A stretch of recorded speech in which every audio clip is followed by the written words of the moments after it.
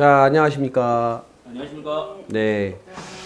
이게 녹화를 하다 보니까요. 제가 인사를 여러 번 하게 됩니다. 그러니까 이제 그거 이해해 주시고요. 지금, 체질심리 상담학 이제 초급반 과정인데, 이걸 이제 제가 이제 당부드리는 건 그거예요. 이거 공부를 시작해서, 한 번에 내가 이 전 과정의 내용을 머릿속에 넣는다는 것은 천재도 못해요. 예, 그러니까 천천히 공부를 한다 생각하시고 이제 그냥 편안한 마음으로 진행을 하시는 게 제일 좋고, 그 다음에 저희가 이제 협회에서 회원분들께 이렇게 동영상 서비스를 계속 해드려요. 그래서 예전에 한 2, 3년 전 동영상부터 시작해서 쭉 이렇게 계속 업데이트를 하고 있거든요. 그래서 동영상을 보시면 다시 수강하는 것처럼 공부가 또 가능합니다. 그래서 공부하고자 하시면 금방 습득이 되는 게 이제 이 공부고요. 사실상 이게 이제 명리학이라는 우리 조상님들이 주신 학문을 기초로 하다 보니까 이게 역사가 적지 않은 역사를 갖고 있습니다. 그래서 5,000년 이상의 어떠한 역사를 가지고 있는 학문이고, 그리고 어떤 학문이 발현이 됐을 때 그 학문이 어떤 실생활에 이렇게 잘 물들어서 이렇게 실생활에 잘 적용이 돼서 오랫동안 지속이 되고, 그 다음에 문자나 어떠한 생활 도구로서 이렇게 자리 잡은 그런 문자나 숫자처럼 생활 도구로 자리 잡은 학문 외에 명리학이 어떻게 보면 제일 오래된 학문입니다. 그래서 오래됐고, 그 다음에 지금까지 현존하고, 그러니까 이게 어떻게 보면은 엄청난 거거든요. 참고로 말씀드리면, 명리학이라고 하는 것은 명리학 자체로만 보시면 안 되고요. 여러분들이 알고 계시는 한의학, 천문학, 그 다음에 철학, 정치, 문화, 이게 다 녹아져 있는 겁니다. 그래서 이 안에는 사람의 심리, 인간관계, 그 다음에 신체에 대한 부분, 이런 것들이 다 들어있어요. 그래서 이제 한마디로 명명한다면, 요즘 용어로 명명한다면 검증된 빅데이터다, 이렇게 보시면 됩니다. 그러니까 우리가 보면 통계 수치라는 것은 1년짜리 통계도 있고 2년짜리 통계도 있습니다. 그런데 통계의 가치는 1, 2년 된 거보다 10년 된 게 훨씬 가치가 높고요. 100년 된 게 훨씬 가치가 높습니다.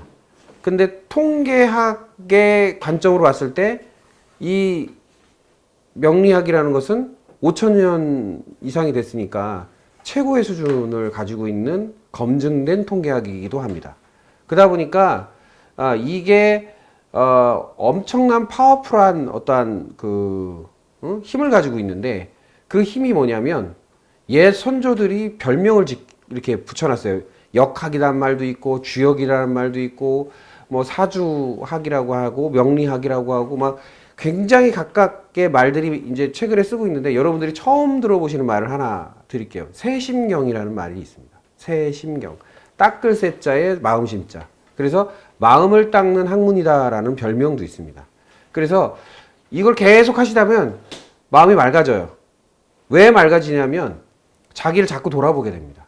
그리고 자기한테 적용해서 삶에 적용하기 때문에 자기 스스로가 점검하고 스스로가 이렇게 개선하는 형태가 되거든요. 얼마 전에 오래된 건 아니고요. 엊그제 제가 이렇게 상담을 한 분이, 이제 여담이지만 상담을 했는데, 그분이 한 말이 있어요. 그게 뭐냐면 자기가 명리학을 한 4, 5년 공부했는데 그 4, 5년 동안 이걸 통해서 자기가 자기 관리를 했다, 이런 얘기를 하더라고요. 그러면서 상당의 삶의 변화가 있었고, 그동안 좌충우돌하는 삶이 조금 안정화됐다, 이런 말을 하시더라고요. 그러니까 제대로 적용하면 그런 공부가 되지만, 제대로 적용하지 못하면 이게 약간 어둠 쪽으로 가요. 그러니까 어둠 쪽으로 간다는 뭐냐면, 여러분들이 기존에 알고 계신 점화됩니다. 점화. 그러니까 너무 예측의 개념과 그 다음에 추측의 개념이라는 이야기를 하나 드리면요. 예측이라는 것과 추측을 이해를 하셔야 돼요. 예. 이 학문을 할 때 이거는 예측하는 학문일까요? 추측하는 학문일까요? 라고 했을 때 예측하는 학문입니다. 예측하는 학문이라는 의미는 뭐냐면 우리가 흔히 보면 경제 예측, 일기예보 할 때 예라는 말을 쓰죠. 그러니까 예측이라는 것은 뭐가 있다는 얘기예요? 기존에 뭐가 있다? 정보가 존재한다는 겁니다. 정보가 존재한다 라는 뜻이에요. 그러면 추측이라는 말은 뭐예요? 정보가 없는 상태에서 말하는 것과 같습니다. 그러면 여러분들이 알고 계신 점이라는 것은 어디에 있는 것이냐? 추측성 발언. 즉, 여기에 점이라는 거예요. 근데 뭐 점이라는 걸 또 조금 더 들어가 보면 이게 말의 가지치기거든요. 이게 무슨 얘기예요? 입구자에 솟아오른 거에 가지를 친 것과 같아요. 그러니까 말이 하나의 경우수를 말하는 것이 점인데 그게 잘못돼가지고 지금은 조금 이제 좀 무속적인 분위기로 갔죠. 근데 실제로 보면 이거는 하나의 학문적 검증에 볼 때 경우수를 넣어서 그것을 역으로 검증하는 방식을 쓰던 것이었거든요. 그런데 이게 점이라는 것으로 가서 안 좋은 점, 나쁜 점, 이상한 점이 돼버린 거예요. 그래서 이제 점이라는 것은 원래는 그런 취지가 아니었다라는 거. 그리고 정보가 있다라는 것은 기존에 순환하는 모든 체계가 질서가 존재했기 때문에 예측이 가능한 거예요. 그러니까 정보가 있다는 말은 달리 말하면 뭐가 있다? 예, 질서와 체계가 있다라는 거예요. 질서. 그래서 질서라는 것은 그냥 생기는 게 아니죠. 질서라는 것은 뭐가 있어야 질서가 생기죠? 기준. 그렇죠. 기준이라는 것이 있어야만 질서가 생깁니다. 그러면 이 학문의 기준은 뭐냐? 이거예요. 이 학문이 발생한 기준이 뭐냐? 이 세상이 돌아가는 기준과 같습니다. 그럼 이 세상이 뭐의 기준에 의해서 돌아가죠? 예? 뭐에 의해서? 이렇게 얘기하면 저기 보통 대답을 못 하시고 꿀먹은 벙어리처럼 눈만 껌뻑껌뻑 이렇게 황소 눈으로 하고 이렇게 하시더라고요. 우리는 기본적으로 우리가 상식적으로 알고 있는 것은 자연이라고 하는 기준에 의해서 자연의 법, 자연의 순환 원리에 의해서 모든 것이 기준이 되어 있습니다. 그러면 예로부터 자연이라고 하는 어떤 순환 체계가 법이 되어 버렸어요. 그리고 여러분들이 알고 있는 헌법이니 민법이니 형법이니 상법이니 하는 법도 이 자연법을 넘어설 수가 없습니다. 왜냐하면 자연법 안에서 나온 거예요. 그러면 이 자연법이라는 건 그러면 이 자연이라고 하는 것은 무엇을 통해서 자연이 형성이 됐느냐를 생각하셔야 돼요. 이 자연은 왜 생겼는가? 지금 돌아가는 봄, 여름, 가을이 돌아가고 그 다음에 꽃이 피고 나무가 잎새가 열리고 꽃이 피고 열매가 맺고 또 떨어지고 하는 이런 순환 체계가 뭐에 의해서 생겼냐? 그런 순환 체계를 자연이라고 하는데 그 순환 체계가 뭐에 의해서 생겼냐라고 했을 때 저희가 뭐라고 얘기를 하냐면 빛에 의해서 생겼다라고 합니다. 빛. 자, 빛이라고 하니까 애매모호하죠? 빛이라고 하니까 이게 뭔 소리야? 너무 허무맹랑하게 들을 수도 있어요. 자, 쉽게 말하면 자, 태양의 빛이 이 지구에 하나도 들어오지 않는다라고 한번 상상해 보세요. 태양의 빛이 이 지구상에 하나도 들어오지 않는다 하면 이 지구는, 이 자연은 존재할 수 있나 없나를 한번 생각해 보세요. 존재할 수 있을까요? 없어요. 자, 나사에서 우주선을 띄워가지고 우주 공간에 딱 들어가서 온도를 재봤더니 영하 800도래요. 예? 온도를 재봤더니 영하 800도로 갑니다. 영하 800도에서 살아남을 사람은 이 지구상에 하나도 존재하지 않습니다. 근데 그 영하 800도 안에서 빛이 투과되고 그 빛이 이 지구에 와서 40도를 기준으로 해서 지역마다 40도를 오르내리는 기준에 의해서 온도 변화를 하고 그 온도 변화가 자연계에 미치는 영향으로 사시사철이 생기고 시간의 개념이 생기고 공간의 개념이 생기고 물질의 개념이 생긴 거예요. 그래서 빛에 의해서 파생된 개념은 3차원의 세계라고 해서 시간과 공간과 물질을 형성하는 기본 체계를 만듭니다. 그래서 시간에 따라서 빛이 바뀔까요? 안 바뀔까요? 네? 빛이 시간을 바꿀까요? 예? 빛에 의해서 시간이 변경이 됐고, 빛에 의해서 공간이 변경이 됐고, 빛에 의해서 물질이 변경이 돼요. 자, 빛에 의해서 물질이 어떻게 변해요? 라고 했을 때 여러분들 차 오래 타고 다니면 차 도색이 바래요, 안 바래요? 바라잖아요. 그거는 이제 단편 얘기고, 실제로 보면 식물들이 자랄 때 빛에 의해서 빛의 양에 따라서 이게 바뀌잖아요. 자라기도 하고 열매 맺기도 하고 잎사귀가 나기도 하고 굉장히 다양한 변화를 하죠. 그러면 공간은 어떨까요? 응?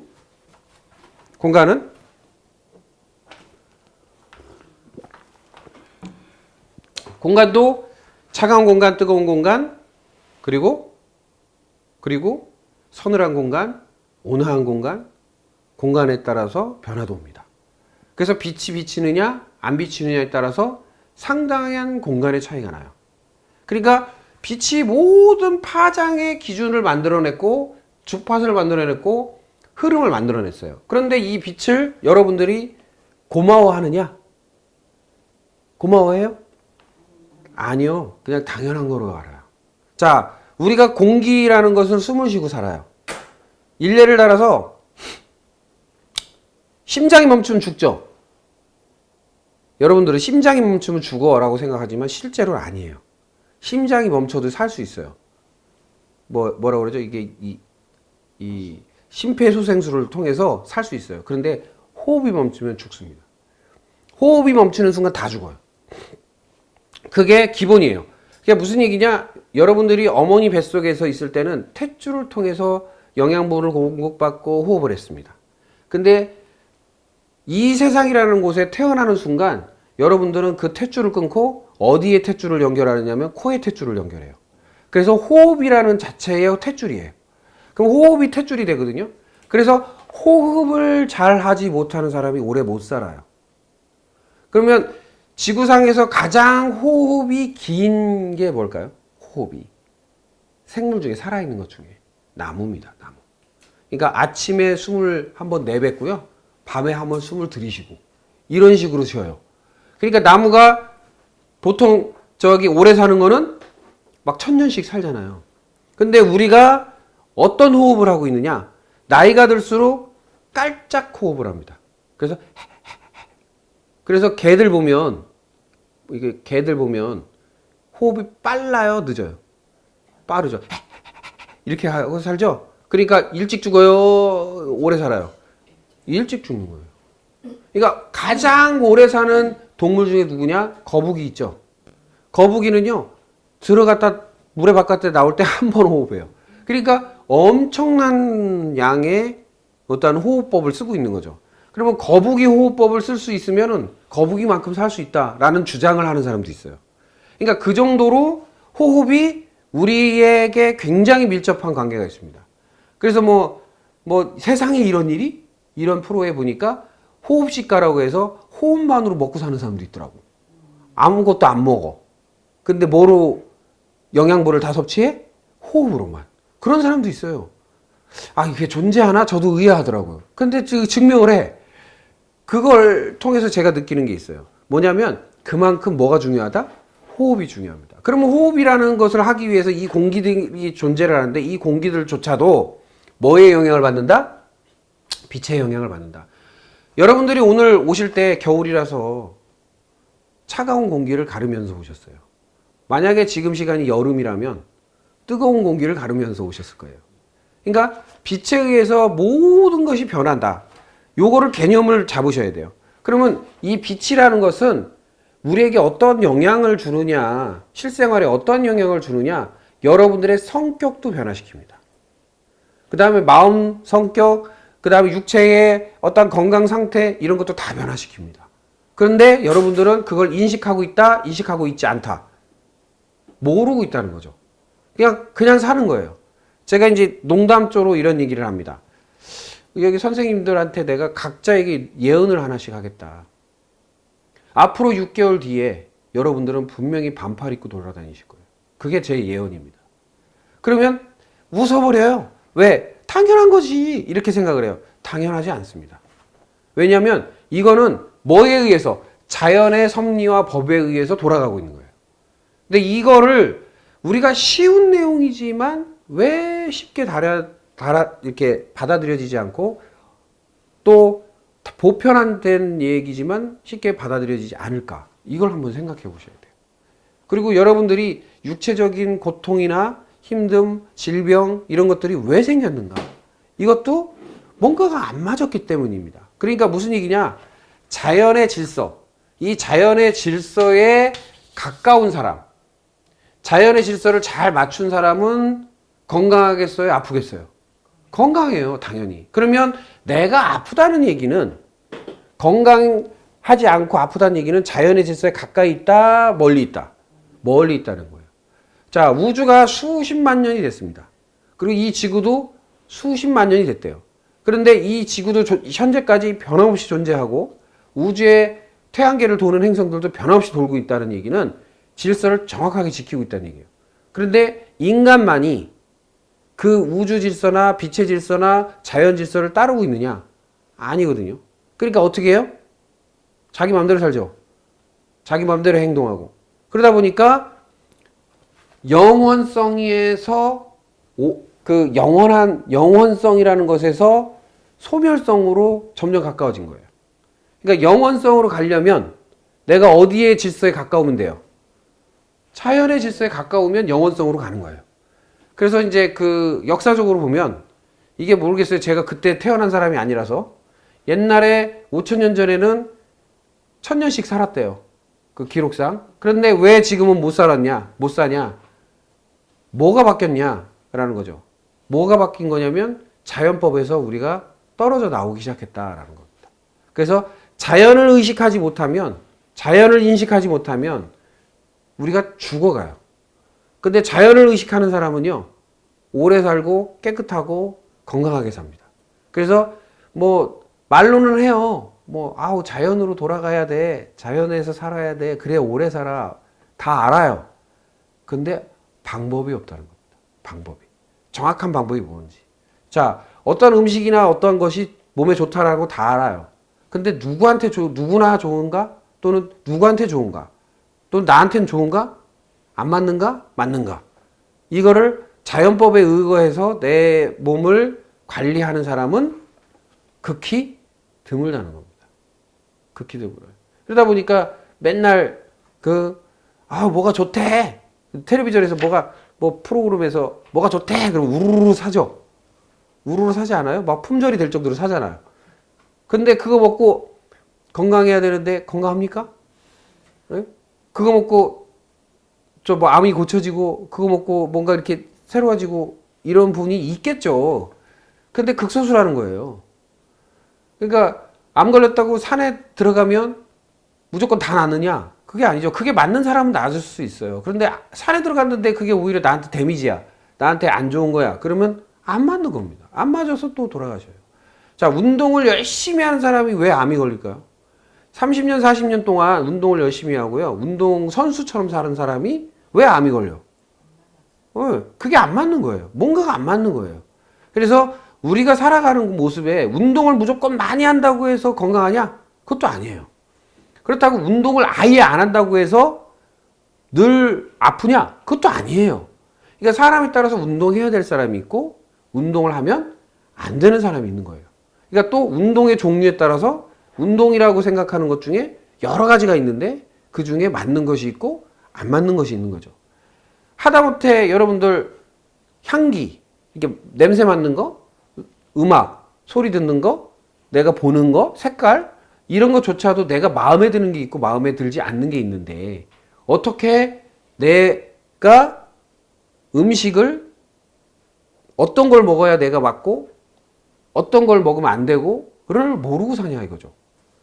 저도 모르고 살아서 예전에는 이 공부하기 전에 굉장히 아팠지만 공부하고 많이 좋아진 거예요. 굉장히 좋아졌고요. 그러니까 여러분들이 상상하는 이상으로 좋아진 사람입니다. 그러니까 사형 선고 받은 사람이었으니까. 근데 그 정도로 내가 청천벽력과 같은 그런 상황 속에서 탈출할 수 있었던 것은 제가 자연의 질서와 자연법을 접할 수 있었던 계기가 이렇게 만들어졌고 그게 나에게 다가와서 그게 나에게 완성을 만들었고 그 완성 속에서 내가 살아날 수 있었던 거죠. 그러니까 그것을 하다 보니까 이게 가르치는 일까지 오게 된 거예요. 그래서 여러분들이 제가 이제 명리학이라는 것을 통해서 그러면 어떻게 자연법과 질서를 알 수 있을까? 이 명리학이 그럼 무엇을 기준으로 만들어졌겠어요? 당연히 빛의 기준, 그 다음에 자연의 기준, 그 다음에 그 질서를 표현한 게 명리학이라고 보시면 돼요. 그래서 생명명자의 이치리자, 그래서 생명의 이치를 알게 하는 것이 명리학이에요. 그러면 명리학을 한다라는 의미는 생명을 살릴 수 있어야 된다는 거예요. 거꾸로 말하면. 그러니까 명리학을 하는데 누군가가 이 사주 명리학을 해서 사주팔자를 보는 사람이 병자를 못 고치고 살리지 못한다. 그럼 헛공부한 거예요. 왜냐? 옛날 조선시대 선조들은 대부분 이 공부를 해서 살릴 수 있었단 말이에요. 근데 지금의 세상은 명리학을 어떤 수단을 쓰냐면, 예, 아까 뭐라고 그랬어요? 뭐의 수단? 점의 수단. 뭐를 하기 위한 점의 수단? 내 문제를 해결하기 위한 점의 수단이에요. 문제.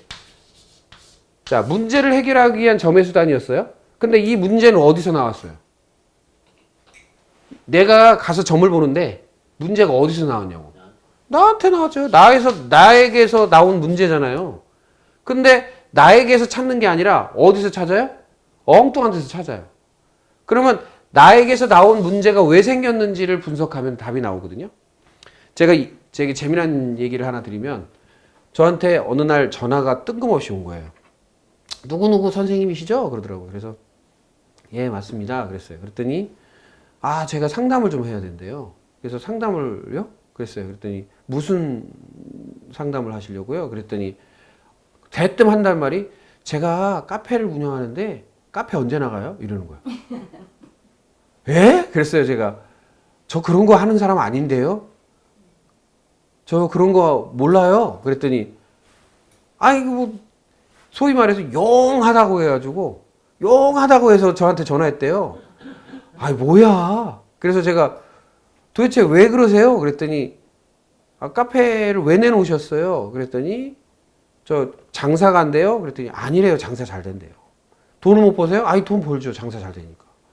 하기 싫으세요? 그랬어요. 아니래요. 하기 좋아한대요. 그럼 뭐예요? 그랬더니 몸이 아프대요. 몸이 아파서 도저히 그걸 못 하겠다는 거예요. 그래요?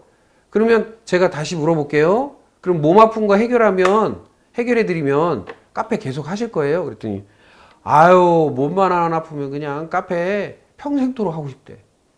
그래요? 그러면 제가 하는 방법 알려드릴 테니까 그렇게 해보시고 안 되면 연락 다시 하시라고. 그래 놓고 이제 2주 있다가 전화하시라고 해놓고 방법을 알려드렸어요. 그랬더니 2주가 지났는데도 전화가 안 오더라고요. 그러더니 한 달쯤 지났을 때 전화가 온 거예요. 대뜸. 그래서 제가 이제 긴장을 했어요. 아, 이게 해결이 안 됐구나. 해결이 됐으면 전화가 안 왔을 텐데 해결이 안 됐으니까 전화가 오는 거야. 이렇게 생각했어요. 그랬는데 전화가 됐던 오더니 목소리가 상기가 됐어.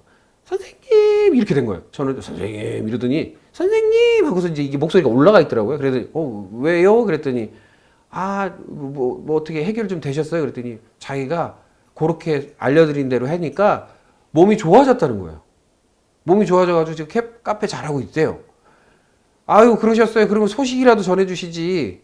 했는데 왜 전화하셨어요? 그랬더니 하는 말이 다른 게 아니라 누구 좀 소개하려고 전화했다는 거예요.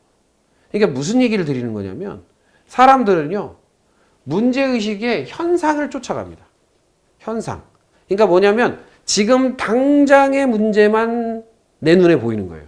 실제로는 원인을 찾아야 되는데 이 문제가 일어나는 뭐를 찾아야 돼요? 원인을 찾아요. 원인을 찾고 원인을 찾고 또 뭐를 찾아야 돼요? 과정을 찾고 그래서 현상을 해결해야 되거든요. 이게 문제잖아요. 이 현상이 문제거든요. 이 문제 요소를 해결해야 되는데 뭐를 하느냐? 어디에 매달리느냐? 이 현상에만 매달려. 그러니까 해결이 돼야 안 돼요. 늘 반복돼요. 그러니까 내가 어떠한 문제가 계속 반복적으로 되고 있다. 그거는 뭐를 해결하지 않은 것이다? 원인과 과정을 해결하지 않았기 때문에 그 현상은 계속적으로 반복된다.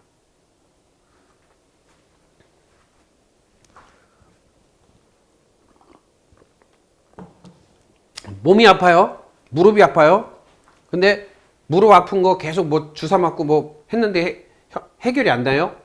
그러면 거기에 문제가 있는 게 아니란 사실이에요. 그럼 어디로 가야 돼요? 원인과 과정을 찾아야죠. 그럼 명리학은 어떤 형태로 이 문제를 해결하냐면 빛의 기준, 원인, 이게 명리학이에요. 명리학이에요. 빛의 기준. 그 다음에 여러분들이 하고 있는 생활이 과정이에요. 과정. 아주 멋있게 말을 하면 명리학은 섭리예요. 섭리. 그 다음에 생활은 섭생입니다. 그러면 섭리에 의한 섭생을 하고 있느냐? 내가. 아니면 섭리가 없는 섭생을 하고 있느냐? 엄청난 차이입니다. 그러면 섭리가 있다는 것은 아까 말한 대로 뭐가 있다는 얘기예요? 기준이 있다는 거예요. 기준. 기준과 질서가 명확하다는 얘기예요. 그러면 이 섭생 값이 달라져요. 그럼 섭생 값이 달라지면 뭐가 해결이 돼요? 문제가 해결이 돼요. 그거는 건강의 문제든 마음의 문제든 관계의 문제든 나의 일의 문제든 해결이 되게 돼 있어요. 시간이 좀 더딜 뿐이에요. 당장 해결이 돼서 탁 인스턴트적으로 확 순간적으로 해결이 되는 게 아니라 그 문제도 어떠한 문제도 순식간에 일어난 게 아니에요. 순식간에. 뭔가 원인이 있고 그것이 계속 과정으로 쌓인 거예요. 쌓인 것이 터진 거기 때문에 그러면 역으로 말하면 그 원인과 과정을 천천히 해결하다 보면 그 문제 요소는 사라지게 돼 있어요. 그래서 저희가 이제 그 공부를 하셔가지고 식단 구분을 해서 그 드셔야 되는 음식과 드시지 말아야 되는 음식을 해주잖아요. 그러면 처음에는 그 바꿔 먹었는데 왜 3일이 지났는데도 나한테 왜 아무런 티가 안 나요? 그래요. 제가 그랬어요.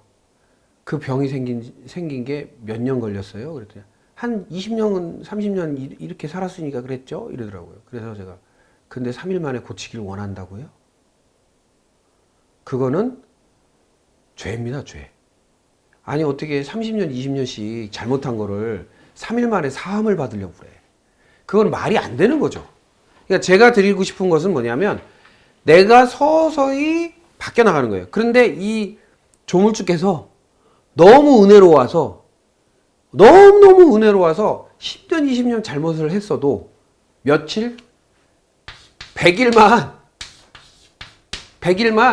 잘 지키면 원래 값으로 돌려줘요.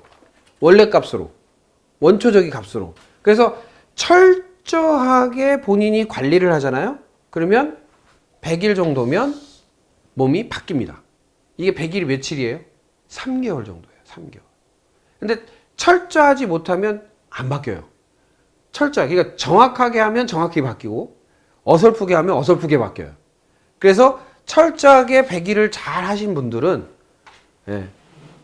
바뀌게 돼 있어요. 그래서 예로부터 약은 약 먹거나 뭐 섭생을 하거나 할 때 며칠 하라고 그래요? 100일 기도도 하라 뭐 하고 뭐 100일 동안 뭐 하라 하고 그래서 100일 동안 습관을 들여놓으면요 인생이 바뀌어집니다. 그래서 100일이란 습관을 하기 위해서 저희가 음식 구분을 해서 그 식단 구분을 해드리면 100일 동안은 철저하게 지키세요 하는 이유가 거기에 있는 거예요. 그러면 이게 탄력을 받아서요 딱 장착이 돼요. 그럼 그 다음부터요 그거 먹어도요 탈이 납니다. 아 이게 안 맞은 거였구나 하고 딱 알아요. 이게 습관이 바뀌어버리니까. 그리고 컨디션이 좋아집니다. 그런데 그거를 자꾸 뭐 하냐면 양다리를 걸쳐요. 양다리.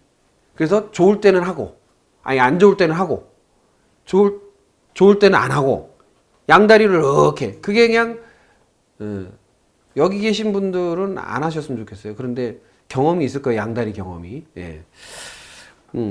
많이 하죠. 네. 그래서 양다리는 절대 하지 마시라라는 거예요. 그래서 건강의 개념은 우리가 사회적으로는 뭐라고 얘기를 하냐면 이 건강에 대한 정의가 뭐예요? 건강의 정의. 예? 국어 사전에도 나오는데 건강 하면 치면 나와요. 예? 몸이 아픈 곳이 없고 튼튼한 상태. 즉 굳세어진 상태. 몸이 튼튼한 상태가 건강인데 이 건강의 개념을 건강이라는 것을 WHO가 뭐예요? 예, 세계보건기구에서 이 건강이란 해가지고 이게 정리를 해놨어요. 그래서 건강함이란 첫 번째 어디? 예, 육체적. 두 번째 예, 정신적. 세 번째 사회적. 네 번째 영적. 으로 뭐한 상태? 안녕한 상태. 상태를 의미한다라고 예, 정의를 내렸어요. 자, 안녕하다라는 말은 뭐예요? 편안하다. 문제가 없다 뜻이에요. 그러면 육체적으로 안녕하다는 건 뭡니까? 육체적으로 안녕하다. 육체적으로 편안하다는 뜻이 뭐예요? 정의. 자, 몸이 안 아프다라는 얘기죠. 그럼 몸이 안 아프다는 뜻은 무슨 얘기냐면 기능적 장애가 없는 상태. 예? 기능적 장애가 없는 상태. 자, 어깨가 뽀짝지근해. 기능적 장애예요, 아니에요? 장애죠. 목이 잘 안 돌아가. 예. 자, 걸을 때마다 허리가 삐끗삐끗 거려. 장애예요. 근데 기능적 장애가 없는 상태의 사람이 몇이나 있냐 이거예요. 그죠? 그 다음에 정신적인 것은 뭘까요? 정신적으로 안녕하는 상태.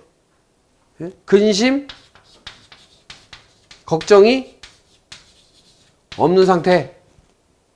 자, 근심, 걱정 없는 상태라고 해요. 자, 그 다음에 사회적으로는 건강이 뭐예요? 이게 관계의 건강이거든요. 관계적으로 불편함이 없는 거. 그러니까 분쟁, 관계 분쟁이 없는 상태를 말해요. 관계 분쟁이 없는 상태. 자, 싸움을 하는 사람이나 누군가, 에이, 저 왼수. 원수가 없는 상태. 그래서 제가 강의 나가잖아요? 그럼 아주머니들이 많아요. 네? 주부님들이. 그래서 원수 진 사람 없는 분 하면 몇이 안 들어요. 그래서 어떤 분이, 그럼 원수가 있는 분 하니까 3분의 1이 듣는 거야. 그래서, 이게 뭔 일이야? 그랬더니, 원수가 어디 있어요? 그랬어요. 그랬더니, 집에요! 그러는 거야.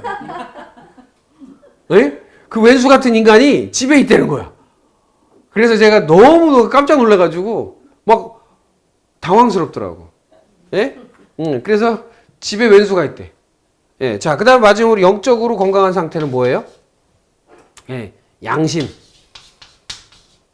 양심과 가치관이 예, 건전한 상태를 말합니다. 예. 건전한 상태. 예. 양심과 가치관이. 이게 80년대까지는 없었어요. 근데 90년대 들어와서 이게 항목이 늘은 거거든요.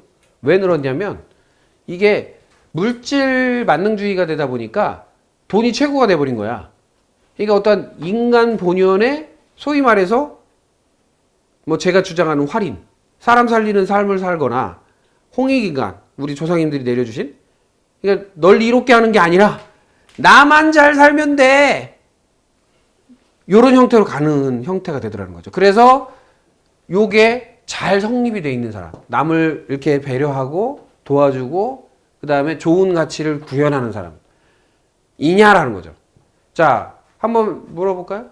자, 자기 가슴에 냉정하게 손을 얹고 한번 생각해 보자는 거죠. 자, 나는 육체적으로 기능적 장애가 없다 하는 분 손 들어보시고, 자, 그 다음에 근심 걱정 없어서 밤에 잠 잘 잔다 손 들어보시고, 그 다음에 나는 집에 왼수가 없다, 자식이 왼수인 분도 계시더라고. 예? 어쨌든 없다. 그 다음에 나는 올바른 가치관을 가지고 살아가고 있는 것 같다. 라고 했을 때 뭐한 상태다? 안녕한 상태를 유지한다. 즉 건강한 상태를 유지한다. 근데 이 네 가지를 완벽하게 추구하고 있는 사람이 과연 얼마나 있을까라는 겁니다. 그러려면 이걸 하려면 첫 번째 뭐가 받쳐줘야 돼요? 뭐가 받쳐줘야 돼요? 몸이 받쳐줘야 돼요. 육체적인 게 먼저 받쳐주고 그 다음에 정신적인 게 받쳐주고 그 다음에 관계적인 게 받쳐주고 그 다음에 영적인 게 성립이 되는 거예요.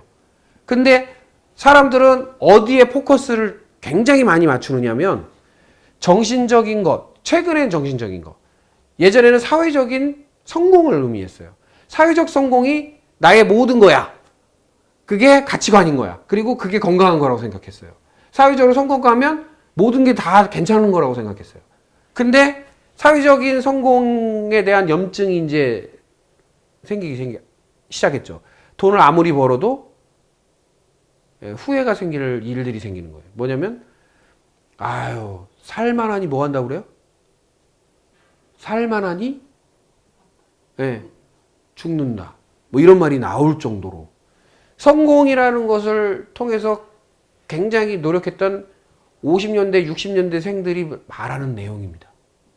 그런데 70년대부터 80년대 생들은요, 정신적인 문제가 있어. 왜 정신적인 문제가 있냐면 과도기잖아요. 과도기. 그러니까 성장의 과도기. 이 나라의 복지의 성장의 과도기예요. 선진국으로 과도기. 그러니까 무슨 얘기냐면 이 격차가 벌어지기 시작해요. 그러니까 스스로 뭐예요? 상대적 빈곤감에 시달리는 거야. 그러니까 상대적 빈곤감이니까 정신적으로 뭐예요? 고갈이 오고 늘 물질적인 성공을 못 이뤘기 때문에 근심 걱정이 따라와요. 뭐 여러 가지 요인이 있겠지만. 그런데 요 두 개를 지탱하고 있는 게 뭐예요? 몸이란 말이에요, 몸. 그래서 옛날 어르신들이 뭐라고 해요? 수신제가 치고 병천하다. 수신이 안 된 사람이 무슨 가정을 돌보며 나라를 돌보며 천하를 호령하겠냐. 이런 얘기를 하잖아요. 결국엔 몸에서 모든 게 출발했잖아요. 내 마음이 어디서 존재를 해요? 내 몸 바깥에서 존재해요? 몸 안에서 존재해요? 안에서 존재하죠. 근데 몸이 바탕이 된 것을 인식을 못한 거예요. 그래서 첫 번째로 몸이 바탕이 되면요. 모든 수련이나 명상이나 또는 공부나 뭐 일이나 기능을 탑재하거나 이게 다 돼요. 잘 돼요. 근데 그게 안 되잖아요. 힘들어요. 자, 여기 계신 분들이 공부를 할 때 이런 거 있잖아요. 똥 마렵고 머리 아프고 허리 아프고 여기저기 쑤시고 아프면 공부가 되겠어요? 똥 마렵고 오줌 마렵고 막 상태가 안 좋아. 그러면 공부가 될 리가 없어요. 그러면 내가 왜 공부가 잘 안 되지? 왜 내가 그게 머릿속에 안 들어가지? 그런 컨디션이 안 좋은 거예요. 그러면 내가 머리가 맑고 몸이 상태가 좋고 뭔가 이렇게 잘 되어 있으면 어떻게 해요? 어때요? 공부가 잘 될 수밖에 없어요. 뭐 잘 되는 게 당연한 거예요. 아니 머리가 맑은데 당연히 쏙쏙 들어가지. 근데 머리가 안 맑아. 그러면 그만큼 내가 컨디션이 안 좋다는 얘기가 됩니다. 공부 잘하는 사람은 따로 있는 거야. 그게 아니야. 공부 잘하는 사람은 따로 있는 게 아니라 몸의 상태가 좋은 사람이 공부 잘해요. 제가 지금까지 수천 명이야. 가르쳐 보면 몸 상태가 좋은 사람이 공부 잘해요. 확실히.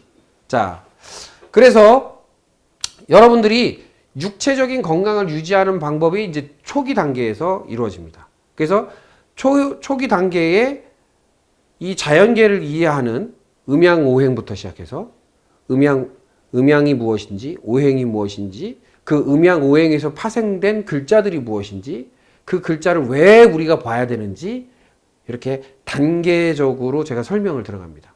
그래서 잠깐 휴식했다가 이제 본론으로 이제 들어가도록 하겠습니다. 잠깐 휴식하십시오. 네.